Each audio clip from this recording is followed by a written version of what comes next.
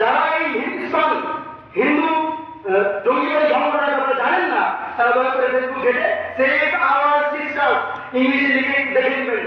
তাদের অপরাধ কত ভয়াবহ, তারা আপনার বোনের সাথে আমার বোনের সাথে কি অপকর্ম করে।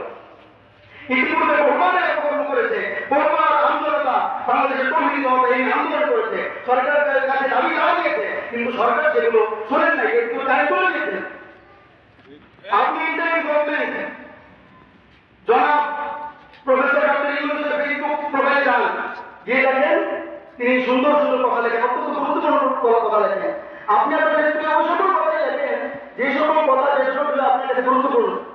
ইন্টারিম গভর্নমেন্টও ওই সকল কথাই লেখে যে সকল কথা ইন্টারিম গভর্নমেন্টের কাছে গুরুত্বপূর্ণ। ইতিমধ্যে দেখেন একের পর এক ধর্ষণ হলো, আমাদের একজন ক্ষতি তাকে গুম করা হলো। কেন? ঈশ্বরের বিরুদ্ধে কথা বলেছিল। তাকে গুম করার পর যখন তাকে ঘিরে পাওয়া হলো, তাকে প্রশাসনকে জানানো হলো এই ঘটনা ঘটেছে। আমাদের বোন 13 বছরের মধ্যে ধর্ষণ করা হলো, 3 দিন যাব লাগাতার জাদু করার পরে এই মেয়ে ধ্বংস করে দেওয়া হলো।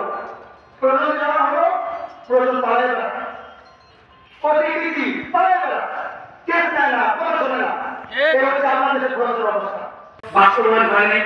আমরা চেয়েছিলাম প্রশাসনকে সম্পূর্ণ সরকারের একেবারে নিরপেক্ষ প্রশাসন চেয়েছিলাম, কিন্তু এখন আমরা দেখছি যে এখনো প্রশাসন সরকারের বাহিরে যাইতে পারে নাই, এখনো প্রশাসন দলের বাহিরে যাইতে পারে নাই, যে কারণে এখনো ইসকনকে সেভাবে ধরতে পারে নাই।